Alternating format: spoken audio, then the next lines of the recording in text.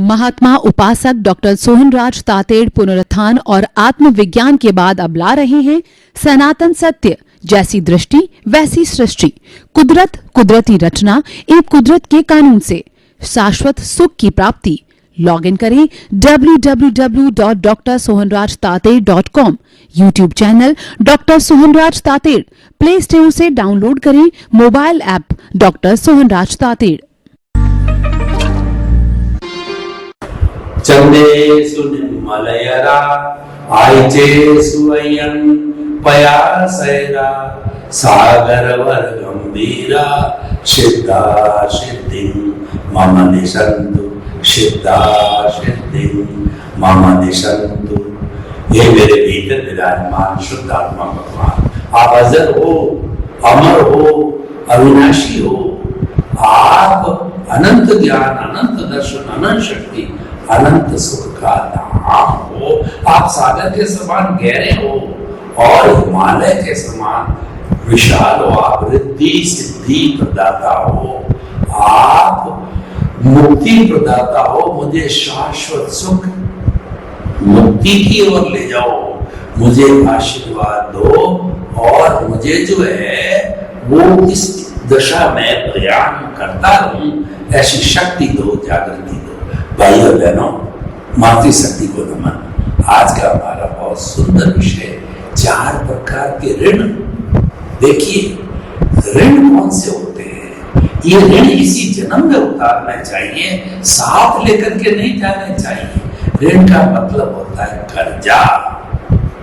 कर्जे पे मुझे कहावत याद आ गई कि 4 बात से जीव को सदा राखिए दूर, कर्ज, बीमारी, मुकदमा, फिर खाओ भरपूर।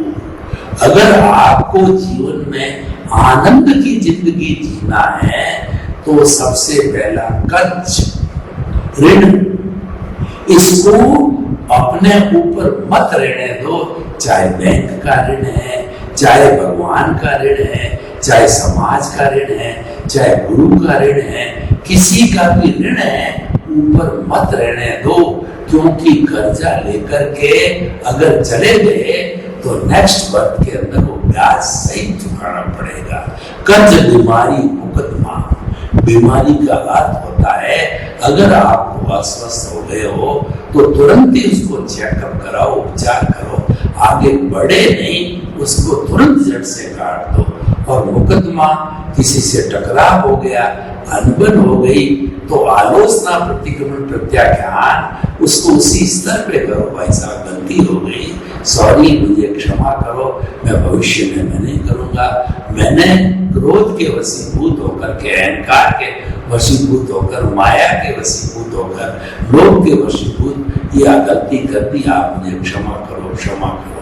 अगले वाला भी देखेगा, यार इतनी क्षमा मांग रहा है तो गलती मेरे से भी होता, वो उनको क्षमा कर देता या छोटी मोटी पेनल्टी लगा देता, भर के उसको क्लियर करो। मैं हमेशा कहा करता हूँ 3 कोण से भगवान से प्रार्थना करो कि मुझे हमेशा 3 कोण से दूर रखें।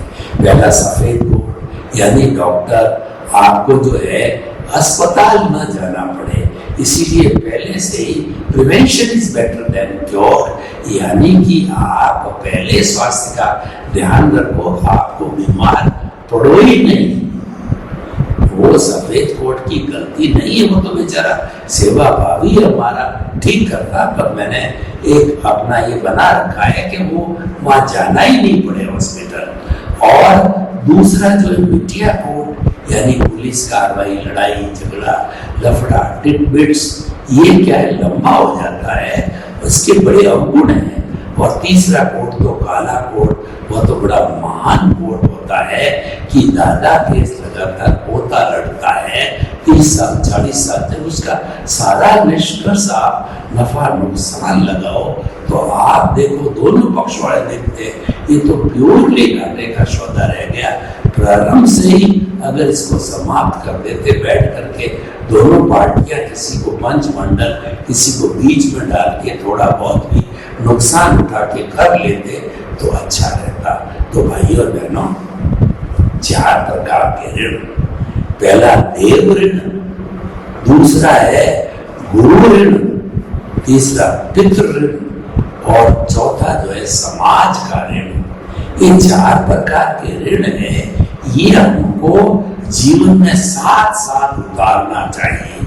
अगर हमारा आयुष्य समाप्त हो गया, कितना आयुष्य हमको पता नहीं, और हर एक पे ऋण होते हैं। मैं आपको बताऊंगा कि ऋण किस तरीके से चढ़ते हैं, तो इनको साथ ही साथ उतारता रहना चाहिए। क्योंकि जो कर्जा होता है, आपने बैंक से लोन लिया है तो उसकी ब्याज दर, आजकल तो ब्याज दर कम है, पहले ज्यादा थी, तो वह ब्याज दर जो है वो रात सोती है न दिन सोती है। बिजली का मीटर तो आप उपयोग में लो तो बंद रहता है, पानी का मीटर उपयोग में न लो तो बंद रहता है, लेकिन ब्याज का मीटर जो दिन चलता है, न रात रुकता है न दिन रुकता है, इसीलिए चक्रवृद्धि ब्याज कहलाता है।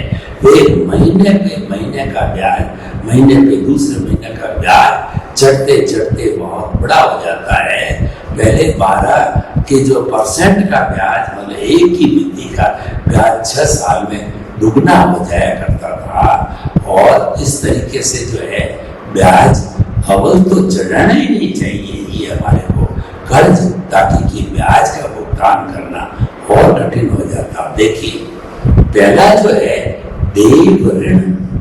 देव का हमारे पे ऋण है।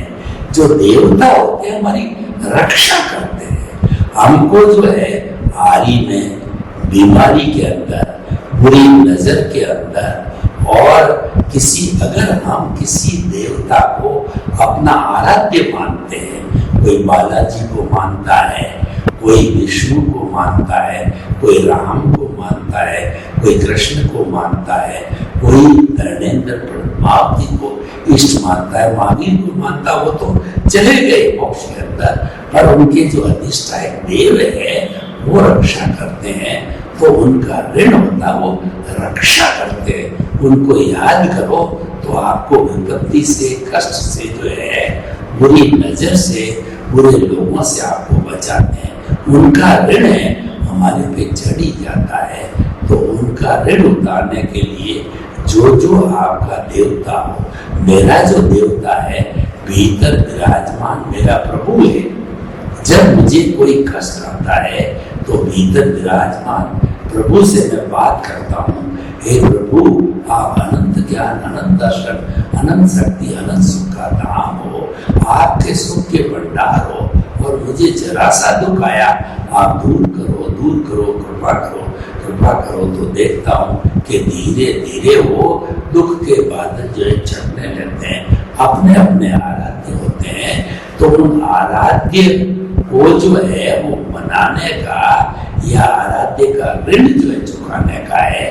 जो देव होते हैं, भाई होते हैं, वो जो है वो सुगंध के भूखे रहते हैं। देवता गण हमारे इस मनुष्य लोक में नहीं आ सकते, क्योंकि यहाँ पर इतनी अशुद्धि, इतनी बदबू है कि वो सहन नहीं करते, बेहोश हो जाते हैं। वहाँ तो वो इतना जो बड़ी बड़ी सुगंधित चीजें और बड़ी बड़ी इत्र वगैरह, ये एक से एक महान चंदन वगैरह, उसके अंदर वो रहते हैं। और यहाँ मनुष्य जन्म में सारी बदबू ही बदबू है मनुष्य लोक के अंदर। तो हमको अगरबत्ती करते हैं, धूप करते हैं, पुष्प चढ़ाते हैं, यानी cleanliness is next to godliness.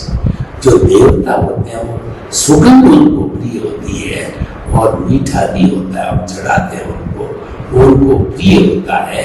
यानी प्रभु की भक्ति करके, प्रभु को याद करके, अपने इष्ट को उनके नाम की माला फेर के, उनको समर्पण करके और उनको त्याग करके उनके प्रति अच्छे भाव रखते।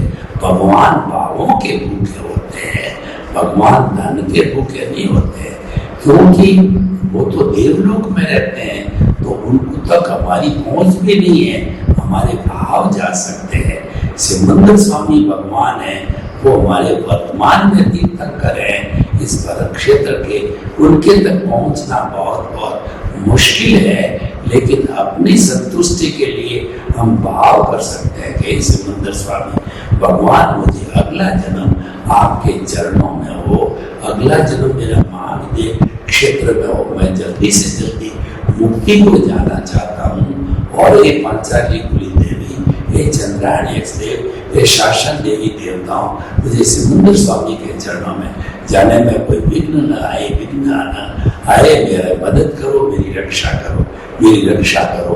तो इस तरीके से देवों को प्रसन्न किया जाता हमारे वेदों में और उपनिषदों के अंदर सारी पद्धति आती है।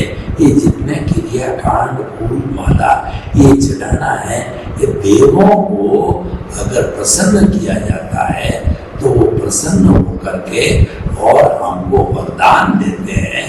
वो उनकी प्रति तपस्या करके हमको वो जो हम चाहते हैं वो देते हैं, वो तथास्तु कहते हैं। तो ये देव ऋण होता है, क्योंकि देव हमारी सब तरह से सहायता करते हैं, परिवार की सहायता करते हैं, क्षेत्र की सहायता करते हैं, गांव के क्षेत्रपाल होते हैं, वो गांवों की रक्षा करते हैं। तो देवों को नारियल है, पुष्प है, भाव है, सुगंधित चीजें चढ़ा करके हम देव ऋण को, देव को याद करके उसकी माला फेर करके राम राम राम राम राम राम, कृष्ण कृष्ण कृष्ण, माविन माविन माविन माविन माविन, इस तरीके से हम उनके नाम की माला फेर करके और उनका हम आशीर्वाद प्राप्त कर सकते हैं, उनका ऋण उतार सकते हैं। देव ऋण। दूसरा गुरु ऋण। देखिए गु का अर्थ होता है अंधकार, गुरु का मतलब नाश करने वाला। गुरु वह होता है जो हमारे अज्ञान रूपी अंधकार को नाश करता है, और दीपक है उसको प्रकाश की उपमा दी होती है। ज्ञान है वो प्रकाश है, अज्ञान है वो अंधकार है। घना अंधेरा हो और उस अंधेरे के अंदर जो है हम एक दीपक जला देते हैं तो सारा अज्ञान रूपी अंधेरा छट जाता है। हमारे भीतर अज्ञान का अंधेरा मिटा करके ज्ञान का प्रकाश करने वाला गुरु होता है, तो उसका बहुत बड़ा ऋण होता है हमारे पास में। आज के जगत के जो शिक्षक है, हमारे गुरु है, पहले गुरुकुल प्रणाली के अंदर वशिष्ठ मुनि, वाल्मीकि, अगस्त मुनि वगैरह जितने जितने जो मुनि थे उनके आश्रम थे, उन आश्रम के अंदर 25 वर्ष की उम्र के अंदर ब्रह्मचर्य आश्रम में बच्चे रख करके और गुरु के पांव दबा करके, गुरु का भोजन बना करके, गुरु के कपड़े धो करके और गुरु के पैर दबा के, गुरु की मालिश करके, उनको हर तरीके से प्रसन्न रख करके, गुरु के जो है वो बेटी की शादी में सहयोग करके, उनको हर तरीके से जो है उनका ऋण जो है वो गुरु का उतारा जाता था। ये गुरु ऋण कहलाता था। गुरु का ऋण कभी भी सिर पर चढ़ा के नहीं रखना चाहिए, नहीं तो ब्याज सहित जो है अगले जन्म में उतारना पड़ता है। तीसरा ऋण है पितृ ऋण। माता पिता हमको संसार दिखाते हैं, संसार में लाते हैं। माँ बच्चे की प्रथम पाठशाला होती है, माँ आले में सोती है, बच्चे को सूखे में चलाती है। जब वो टॉयलेट वगैरह पेशाब कर लेता है तो क्योंकि वो ध्यान रखती है कि अगर बच्चे को सर्दी होगी तो निमोनिया हो जाएगा। छोटे बच्चों को निमोनिया होने का बड़ा डर रहता है। जो माली होता है वो पौधा लगाता है, पौधे को खाद देता है, पानी देता है और गर्म जलवायु देता है, उस पर कोई जानवर नहीं खा जावे, ट्री गार्ड लगाता है, खुरपी लगाता है। तो इस तरीके से धीरे धीरे वो पौधा बड़ा होता है। तो माली की तरह माँ बाप होते हैं, बच्चे को बड़ा होता है, स्कूल भेजते हैं, होमवर्क करवाते हैं, ध्यान रखते हैं बच्चे की डाइट का कि कहीं बच्चा कमजोर नहीं हो जाए, समय पे उसकी नींद का, उसके आराम का ध्यान रखे। और बड़ा होता है उसको पूरी पढ़ाई कराई जाती है, इंजीनियर, चार्टर्ड अकाउंटेंट और लॉयर वगैरह। तो व्यापारी जिस रूप में उसको जाना होता है, वो माँ बाप उसकी पढ़ाई करने के लिए तन मन धन अर्पण करते हैं। फिर पाँवों पे बच्चा खड़ा हो जाता है और पाँवों पे खड़ा होने के बाद के अंदर अब देखते हैं वो माता पिता का ऋण चुकाने का उसका समय आता है तो माता पिता वृद्ध हो जाते हैं, उनको चित समाधि पहुंचाना चाहिए। उनका रोटी है, कपड़ा है, वो मकान है, शिक्षा है, चिकित्सा है, जिसकी आवश्यकता उसकी पूर्ति करनी चाहिए। उनको जो है वो तीर्थ यात्रा करानी चाहिए। उनकी चित समाधि किसमें पहुंचती है, हर एक का अलग अलग चित समाधि का मेजरमेंट होता है, वो कराना चाहिए। माता पिता को प्रसन्न रखना चाहिए। माता पिता संसार के भगवान होते हैं, वो हमारे अम्ब्रेला होते हैं, वो बैठे होते हैं तो हम सनात कहलाते हैं। और जब वो चले जाते हैं तो चाहे बड़ा से बड़ा व्यक्ति राजा क्यों नहीं हो, बड़ा मंत्री क्यों नहीं हो, वो अनाथ कहलाता है, क्योंकि उसके माँ बाप चले गए, उसका अम्ब्रेला चला गया और उसके सर्वस्व चले गए। तो ये पितृ ऋण हमें अवश्य चुकाना चाहिए, क्योंकि हम पितृ ऋण चुकाएंगे तो आने वाली हमारी संतान है वह भी हमारा ध्यान रखेगी, हमको चित समाधि पहुंचाएगी। क्यों कल हम भी बुजुर्ग हो जाएंगे तो वो सारा देखता है। एक राजस्थानी में कहावत है कि देख जड़ी देख, यानी जो पोता देखता है कि मेरे पिता मेरे दादा दादी की कितनी सेवा करते हैं, सेवा नहीं करते हैं तो वह भी उनकी सेवा नहीं करता है। ये पितृ ऋण उतारना चाहिए। और चौथा है समाज का ऋण। समाज हमको पहचान देता है, समाज हमको शोहरत देता है, समाज हमको प्रोत्साहन देता है, समाज से हम पहचाने जाते हैं। समाज के ही लोग कहते हैं कि ये अच्छा शिक्षित है, ये अच्छा प्रवचनकार है, अच्छा इंजीनियर है, अच्छा डॉक्टर है, अच्छा चार्टेड अकाउंटेंट है, ये बहुत अच्छी सेवा करने वाला व्यक्ति है। ये सारा प्रोत्साहन समाज देता है। मनुष्य एक सामाजिक प्राणी है, वो समाज में वो बिना समाज के एक क्षण भी नहीं रह सकता, क्योंकि उसके शरीर को साधने के लिए रोटी चाहिएगी, कपड़ा चाहिएगा, मकान चाहिएगा सेंटर के लिए, और बीमार पड़ेगा, चिकित्सा चाहिएगी, पढ़ाई के लिए शिक्षा चाहिएगी। ये मूलभूत आवश्यकता है, मनुष्य को समाज से मिलती है। कपास उगाने वाला कपास उगाता है, और जो सब्जी उगाने वाला सब्जी उगाता है, फूड ग्रेन वाला फूड ग्रेन उगाता है। परस्पर गुरुजी का नाम हमारा जो सामाजिक जीवन है परस्पर जो है गिव एंड टेक पे चलता है। सभी मिलकर के हम समाज को चलाते हैं, उसका हमारे पे बहुत बड़ा ऋण है। वो हम तन से, मन से, धन से इनके समाज की सेवा करके ऋण उतार सकते हैं। देखिए, समाज में सभी तरह के लोग होते हैं। कुछ लोग धनी होते हैं, कुछ निर्धन होते हैं, अभावग्रस्त होते हैं, अपने कर्मों के कारण, अपने पुण्य पाप के कारण वो अभावग्रस्त हो जाते हैं। और भारतवर्ष एक ऐसा देश है जिसके अंदर 50% लोग गरीबी की रेखा के नीचे जो है अपना जीवन यापन करते हैं। तो वो जो है वो उनकी सेवा करने का बहुत स्कोप है, जिसको परोपकार कहते हैं, जगत कल्याण कहते हैं, जय जगत कहा जाता है। ये परोपकार का कॉन्सेप्ट हमारे भारत में प्रारंभ से ही है, और वो तन की सेवा, मन की सेवा और धन की सेवा से समाज का ऋण उतरता है। देखिए, आपके पास में पैसा नहीं है, लेकिन आपका शरीर स्वस्थ है, आप रिटायर हो चुके हो, तो आप 2, 4, 5, 7 घंटा जितना भी समय है, आप जो है अपनी प्रिय संस्था, अपने हुनर के अनुसार, आप अगर शिक्षा जगत के व्यक्ति हो तो जो बेचारे जो लोग पढ़ना चाहते हैं, बच्चे हैं, लेडीज हैं, साक्षर है, तो उस संस्था में जाकर के फ्री पढ़ाइए आप। क्यों पैसा लेंगे, वो तो आपका पेड़ हो जाएगा।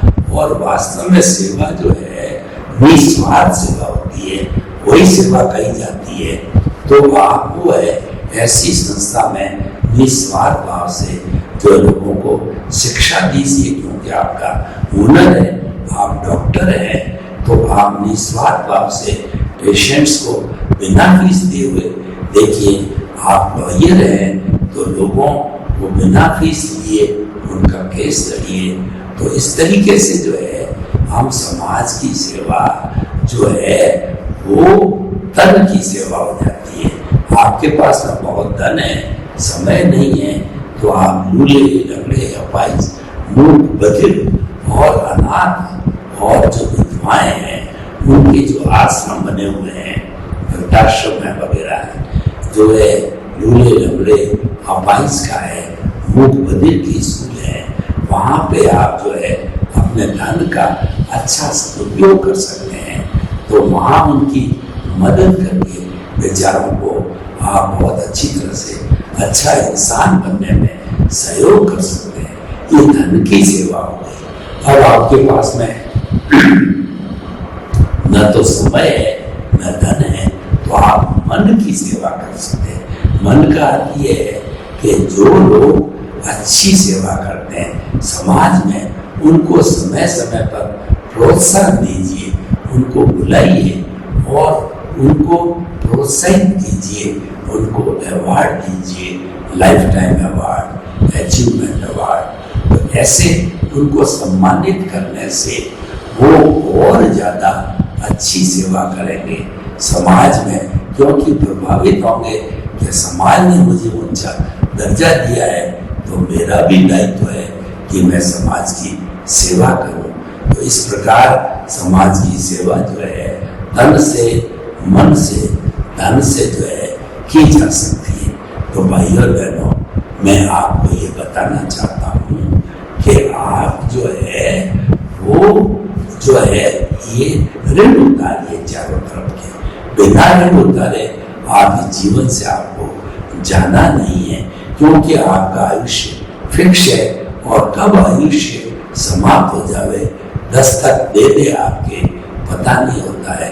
तो इसीलिए अच्छे कार्य सुबह से शीघ्र कर लेना चाहिए और अपनी आमदनी के अंदर परोपकार के लिए, सेवा के लिए, दान पुण्य के लिए कुछ परसेंटेज अवश्य रखनी चाहिए।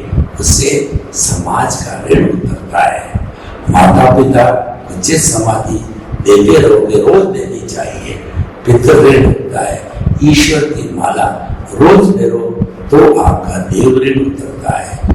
और जो है गुरु जो उसने आपको पढ़ाया है उसका आशीर्वाद लो, और जो है होली दिवाली अच्छे उत्सवों पे गुरु को थोड़ी कोई भेंट दो। तो जैसा जैसा गुरु का लेवल होता है, कई गुरु तो आशीर्वाद से प्रसन्न हो जाते हैं कि मेरा शिष्य ने मेरे से आशीर्वाद लिया, बहुत प्रसन्न होते हैं। क्योंकि आशीर्वाद जो है एक ऐसी कला है, देने वाला भी प्रसन्न होता है, लेने वाला भी प्रसन्न होता है। देने वाला प्रश्न ये होता है कि मेरा 50 साल पुराना शिष्य, 10 साल पुराना शिष्य ने मेरे को याद किया, और सीनियर सिटीजन होते हैं बच्चे, उनसे आशीर्वाद लेते हैं, बड़ी प्रसन्नता होती है, क्योंकि वो जो है उसका सम्मान है। हम वरिष्ठ नागरिक को प्रणाम करते हैं, इसका मतलब उसको सम्मान देते हैं। व्यक्ति सम्मान का भूखा है, व्यक्ति भोजन नहीं चाहता है, धन नहीं चाहता है, सम्मान चाहता है।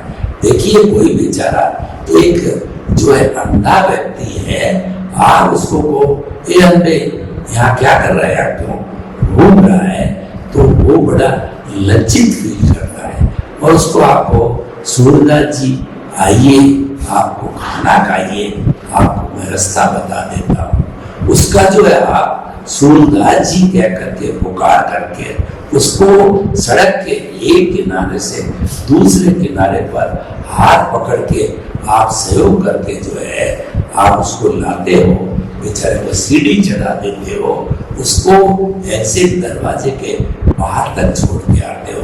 ये उनकी बड़ी सेवा है। वरिष्ठ नागरिक होते हैं जो रेलवे स्टेशन पे जो कहना चाहिए पाँवदान लगे हुए होते हैं, उससे वो चढ़ नहीं पाते, उनके पास लगेज होता है। आप जवान हो, अगर आपने लगेज को जो है वो आगे जो है वो ऊपर तक चढ़ा दिया, तो ये वरिष्ठ नागरिक की सेवा है, और उससे आपको आशीर्वाद मिलता है। करोगे सेवा पाओगे मेवा, यानी आपको निश्चित रूप में आशीर्वाद का फल मिलता है। ऐसा कहा जाता है कि कई बार जब दवा काम नहीं करती है तो दुआ काम करती है। देखिए कोई असाध्य बीमारी कैंसर वगैरह जैसी हो जाती है और डॉक्टर जवाब दे देता है अब इसका कोई इलाज नहीं है, इसको घर ले जाओ। तो घर ले जाने पर वो स्वयं अगर जागरूक होता है वो भगवान की भक्ति में जो लग जाता है और हम उसको अच्छे अच्छे स्तवन अच्छे अच्छे भगवान के भजन सुनाते हैं तो उसका चित्त उसमें लग जाता है। तो उसकी जो बीमारी होती है, जो दर्द होता है, वो दर्द को भूल जाता है और भगवान की भक्ति के अंदर लग जाता है। तो ये उसके प्रति बहुत बड़ा सम्मान है, सहयोग है। तो हमारे कहने का अर्थ ये समाज जो है वो गिव एंड टेक के फॉर्मूले पे चलता है, live and let others live के फॉर्मूले पर चलता है, परस्पर गुरु जीवनाम के सिद्धांत पर चलता है। हमें एक दूसरे की मदद करनी चाहिए और मदद लेनी चाहिए। सापेक्ष जीवन दिया है, उसमें थ्योरी ऑफ रिलेटिविटी चलती है। ये पूरा ब्रह्मांड है वो सापेक्ष है। यह थ्योरी ऑफ वाइब्रेशंस पे चलता है। जो लोग जिन्होंने वाइब्रेशंस को पढ़ा है वो स्टूडेंट जानते हैं कि sine theta cos theta sinusoidal wave frequency wavelength मैं जो बोल रहा हूँ ये मेरे शब्द है वो आपके वाइब्रेशंस के माध्यम से ऑडियो में वीडियो में कन्वर्ट होके यूट्यूब के माध्यम टीवी के माध्यम से आप तक पहुंचते हैं। तो ये सारा वाइब्रेशंस का जगत है। आज जो सैटेलाइट है वो सैटेलाइट से पूरा विश्व के 210 कंट्री जुड़े हुए हैं। हर एक को अपना अपना कोड मिला हुआ है। अमेरिका वाला हिंदुस्तान में अपने रिलेटिव से बात करेगा तो वह पहले हिंदुस्तान का कोड 91 लगाएगा तो वो कोड सैटेलाइट तक जाता है और फिर घूम के इंडिया में आता है। तो देखिए ये सब वाइब्रेशन सापेक्ष जीवन है। तो हम आपको बताना चाहते हैं ये चारों तरह के ऋण साथ लेके मत जाना, वो ब्याज समेत आपको चुकाने पड़ेंगे। प्रतिदिन इनका चुकाना करते रहो, ऊपर चढ़ने मत दो। सर्वभौम सुखिनः सर्वे सन्तु निरामया। लोग के सब जीवों को सुख मिले, शांति मिले, आनंद मिले, प्रेम मिले, सौहार्द मिले, सब भाई भाई की तरह रह के वसुदेव कुटुंबकम बने। आपके प्रति मंगल। ओम शांति। महात्मा उपासक डॉक्टर सोहनराज तातेड़ पुनरुत्थान और आत्मविज्ञान के बाद अब ला रहे हैं सनातन सत्य, जैसी दृष्टि वैसी सृष्टि, कुदरत कुदरती रचना एवं कुदरत के कानून से शाश्वत सुख की प्राप्ति। लॉग इन करें www.drsohanrajtated.com। YouTube channel doctor Sohanraj Tated, Play Store से डाउनलोड करें mobile app doctor Sohanraj Tated.